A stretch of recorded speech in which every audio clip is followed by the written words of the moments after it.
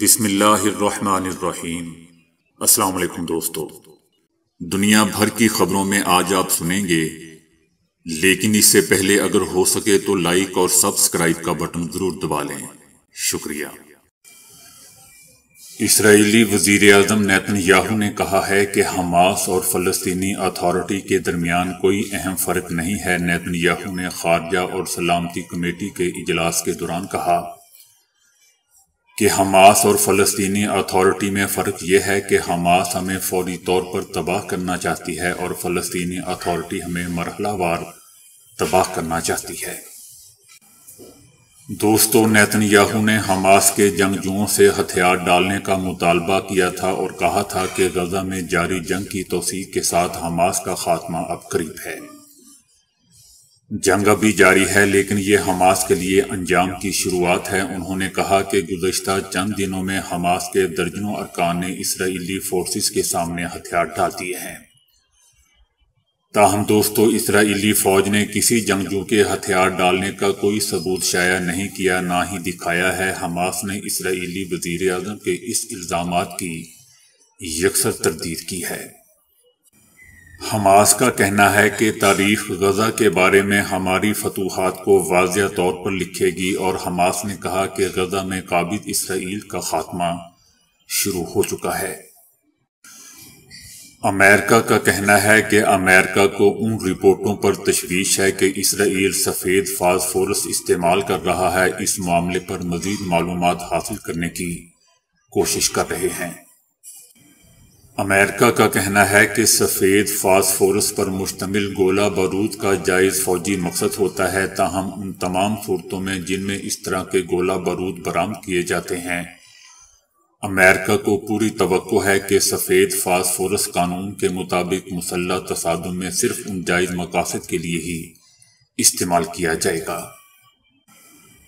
امریکہ مشرق وسطی میں تنازعات کو بڑھانا نہیں چاہتا۔ امریکہ کا مزید کہنا تھا کہ ہم دوسرا محاذ نہیں دیکھنا چاہتے، ہم لڑائی کی توسیع نہیں دیکھنا چاہتے۔ ان اشاعتوں کے تناظر میں بھی ہم فکر مند ہیں جن میں لبنان میں سفید فاسفورس کے استعمال کا دعویٰ کیا گیا ہے۔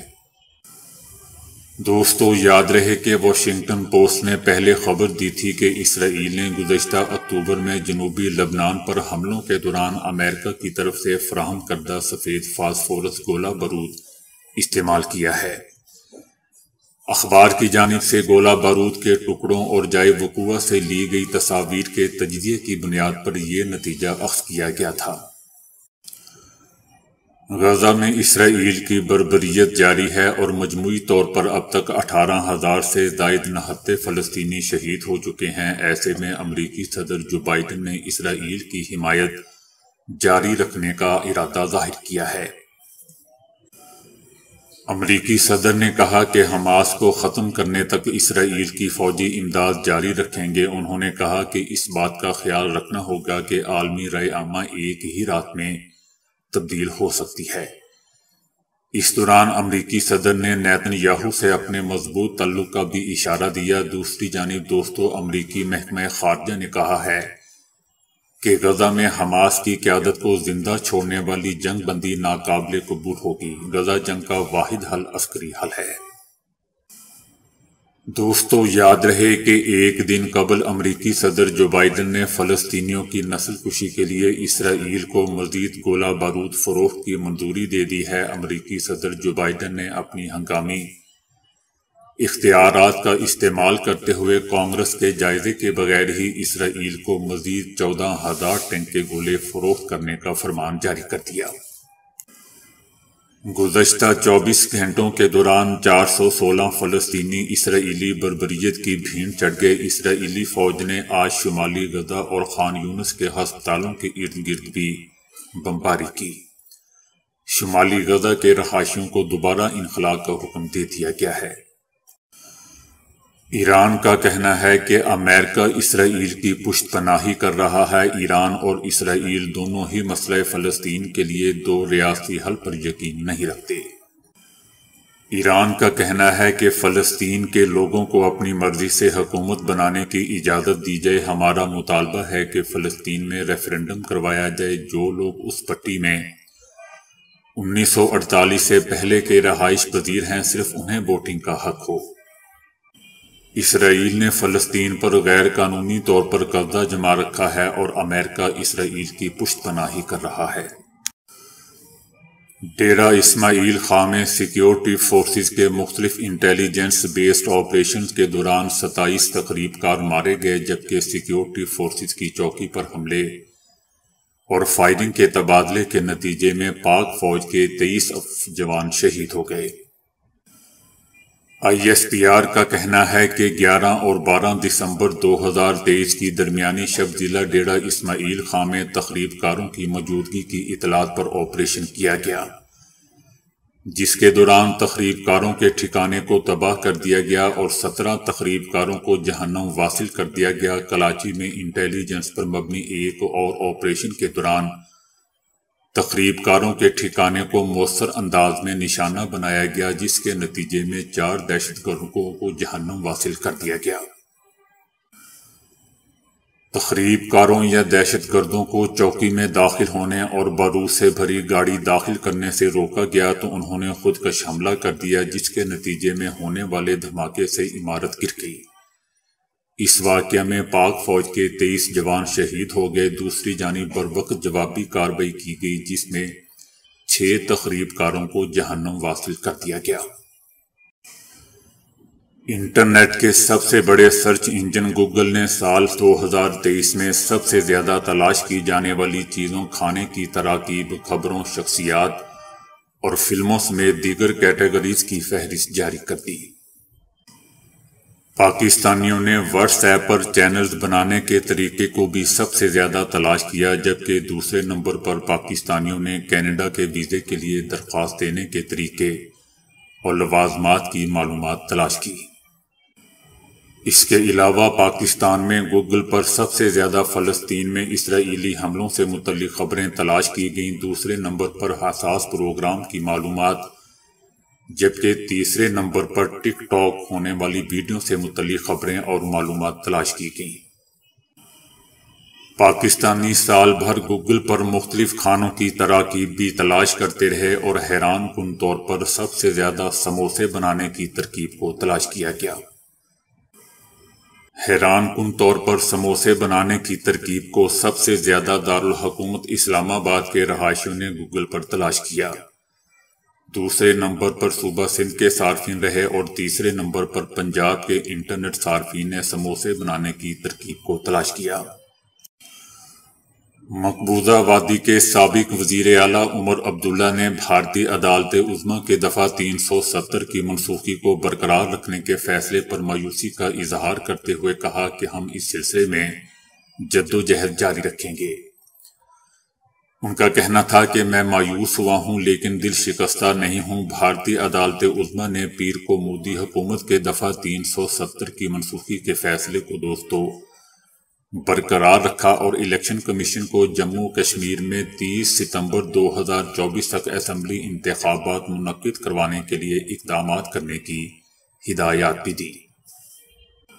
عمر عبداللہ کا کہنا تھا کہ میں عدالت کے اس فیصلے سے سخت مایوس ہوں۔ ان کا کہنا تھا کہ بی جے پی کو اس مقام تک پہنچنے کے لیے کئی دہائیاں لگ گئیں اور ہم اس طویل جدوجہد کے لیے تیار ہیں اور ہمیں یقین ہے کہ ہم دفعہ 370 کے حوالے سے ضرور کامیاب ہوں گے۔ الوک کمار نے شکست خوردہ بڑک مارتے ہوئے کہا ہے کہ دفعہ 370 اب تاریخ کی بات ہے اور اب پاکستانی زیر انتظام کشمیر کو آزاد کرنے کا وقت آ چکا ہے۔ اس بے سرے آدمی کا کہنا تھا کہ جموں اور کشمیر کا ایک اور نامکمل ایجنڈا ہے، وہ ہے کشمیر کو پاکستان کے چنگل سے آزاد کروانا۔ ہمیں یقین ہے کہ ایک مضبوط ہندوستان اور ایک سرشار حکومت جلد ہی پاکستان والد کشمیر کو بھی آزاد کروا لے گی۔ اس آدمی کا کہنا تھا کہ فیصلہ ظاہر کرتا ہے کہ 1947 میں مہاراجہ ہری سنگھ کے دستخط کردہ الحاق کا معاہدہ حتمی تھا، لیکن کچھ سیاسی غلط فہمی کی وجہ سے جموں کشمیر کو اس وقت 370 کے تحت خصوصی درجہ دیا گیا تھا۔ دوستو، آپ کو بتاتا چلوں کہ پیر کو اپنے فیصلے میں سپریم کورٹ آف انڈیا نے 5 اگست 2019 کو مودی حکومت کے فیصلے کو آئینی طور پر درست مانتے ہوئے کہا کہ دفعہ 370 عارضی تھا۔ 5 ججوں کی آئینی بینچ نے دوستو یہ فیصلہ دیا۔ پنجاب نے مفید مادہ جانور کو ذبح کرنے پر پابندی عائد کر دی ہے۔ پنجاب وزیر اعلیٰ محسن نقوی کی زیر صدارت ایک اجلاس میں یہ فیصلہ ہوا۔ اجلاس میں پنجاب کے لائیو سٹاک سیکٹر کی پیداوار میں اضافے کے لیے ایمرجنسی لگانے کا فیصلہ کیا گیا۔ نگراں وزیر اعلیٰ پنجاب محسن نقوی نے اجلاس میں کہا کہ پنجاب میں جانوروں کی بیماریوں سے پاک زون قائم کیے جائیں گے۔ غیر قانونی طور پر زیر قبضہ جموں اینڈ کشمیر میں پیپلز ڈیموکریٹک پارٹی نے بھارتی سپریم کورٹ کے فیصلے کے خلاف احتجاج اور مقبوضہ وادی کے عوام کے ساتھ اظہار یکجہتی کے لیے اپنی تمام سیاسی سرگرمیاں ایک ہفتے کے لیے معطل کرنے کا اعلان کیا ہے۔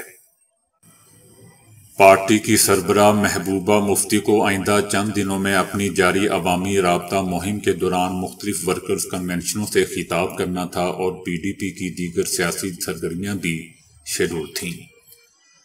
تاہم بھارتی سپریم کورٹ کے متنازع فیصلے کے بعد کشمیری عوام کے ساتھ یکجہتی اور احتجاج کے لیے پارٹی نے ایک ہفتے کے لیے اپنی تمام سیاسی سرگرمیاں۔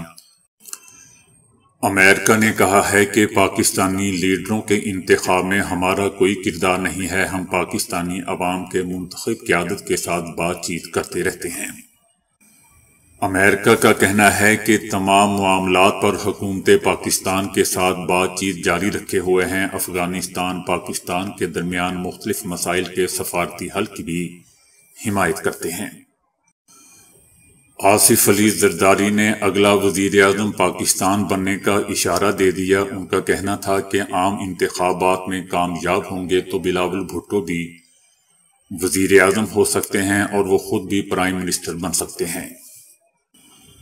ایک سوال کے جواب میں آصف علی زرداری کا کہنا تھا کہ الیکشن 8 فروری 2024 کو نہ بھی ہوں تب بھی کوئی فرق نہیں پڑتا۔ ان کا کہنا تھا کہ 8 فروری سے 8 سے 10 دن آگے بھی ہو جائیں تو کوئی بات نہیں، آج ہوں یا کل الیکشن ضرور ہوں گے۔ آصف علی زرداری نے عمران خان پر تنقید کرتے ہوئے کہا کہ جو لاڈلا جیل میں ہے اسے 30 سال پہلے لانچ کیا گیا، کم ظرف کو ملک دے کر ملک کا بیڑا گرک کر دیا گیا۔ زرداری کا کہنا تھا کہ آئندہ انتخابات میں پی ٹی آئی کو 2/3 اکثریت سے جیتنے کی باتیں ان کے بلاگرز کر رہے ہیں، جنہیں پیسے دیے جاتے ہیں۔ پیپلز پارٹی کے شریک چیئرمین نے واضح کر دیا کہ سردار لطیف کھوسہ ان کی پارٹی میں نہیں ہیں، جبکہ اعتزاز احسن لاڈلے کے پڑوسی رہے ہیں۔ ان کی سیاسی سوچ پی پی سے الگ ہے۔ ان کا کہنا تھا کہ ایک لابی ہے جو بانی پی ٹی آئی کو یعنی عمران خان کو سپورٹ کر رہی ہے۔ ایک امریکی کمپنی نے ڈرون کشتی تیار کی ہے جو شمسی توانائی سے خودکار انداز میں آگے بڑھتے ہوئے سمندری فرش کا نقشہ بنائے گی اور سمندری ماحول کا قیمتی ڈیٹا بھی جمع کرے گی، کیونکہ اب تک ہم صرف 20% سمندری فرش کو ہی دیکھ سکے ہیں۔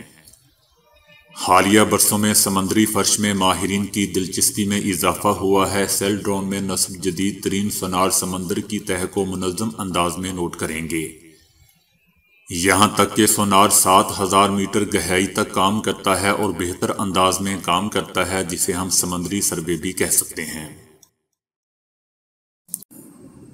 قدرت نے پھلوں میں حیاتیاتی جوہر اور شفا بخشی ہے اور ایسے کمالات سمو دیے ہیں کہ انسانی عقل اس پر حیران رہ جاتی ہے، اور حقیقت یہ ہے کہ طبی نقطۂ نظر سے اکثر اور بیشتر پھلوں میں بدن پروری اور طاقت بخشی کے ایسے حیران کن جوہر پوشیدہ ہیں کہ ان کے سامنے بیشتر دعائیں بھی محض رسمی اور عمومی ہو کر رہ جاتی ہیں۔ ایسی ہی نعمتوں میں ایک نعمت انگور ہے، جو انتہائی نادر، لذیذ اور بے مثال قوت بخش پھل ہے، اور اسے صحت اور توانائی اور فرحت بخش مہیا کرنے کے لحاظ سے ایک اچھوتا اور پرکشش پھل تصور کیا جاتا ہے۔ انگور کی بھی کئی اقسام ہیں جو رنگ، حجم اور تاثیر کے لحاظ سے ایک دوسرے سے مختلف ہوتی ہیں۔ انگور کو کچا نہیں ہونا چاہیے کیونکہ کچے انگور میں وہ غذائیت، شیرنی اور قوت نہیں ہوتی جو پکے ہوئے انگور میں ہوتی ہے۔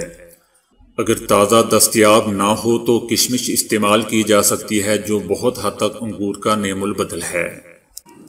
انگور میں carbohydrates, protein, vitamin A, vitamin C, calcium اور آئرن پائے جاتے ہیں جو انسانی صحت کے لیے بہت مفید ہوتے ہیں۔ جن لوگوں کا پیٹ اکثر خراب رہتا ہے ان کے لیے انگور پختہ کا استعمال بے حد مفید ہے۔ انگور دل، جگر، دماغ اور گردوں کو طاقت دیتا ہے۔ لاغری اور کمزوری میں اس کا استعمال مفید ہے۔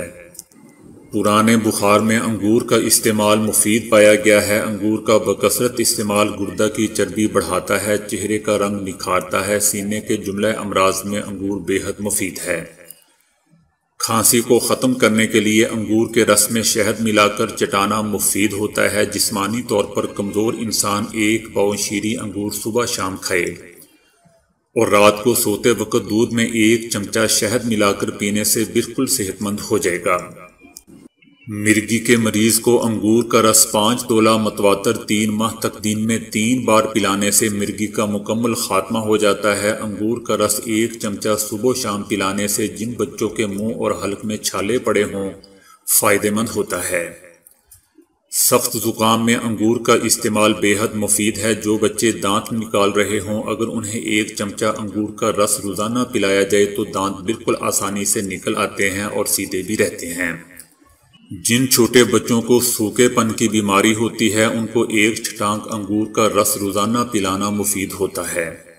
گردے کی پتھری کے لیے ضروری ہے کہ انگور کھائے جائیں۔ پتھری ریزہ ریزہ ہو کر نکل جاتی ہے۔ ایسے مریض کو سادہ پانی بھی وافر مقدار میں پیتے رہنا چاہیے۔ دوستو، انگور دوا بھی ہے اور غذا بھی، اس لیے اس کو کھانے میں مکمل احتیاط کی جائے۔ ترش انگور سے پرہیز کیا جائے اور تازہ اور اچھے انگور ہی کھائے جائیں، اس سے صحت اچھی رہے گی۔ انگور کا جوس یا رس پینے کے بعد پانی ہرگز نہیں پینا چاہیے۔ تو دوستو، ابھی کے لیے اتنا ہی۔ ویڈیو کو لائک اور شیئر کرنے کا بہت بہت شکریہ۔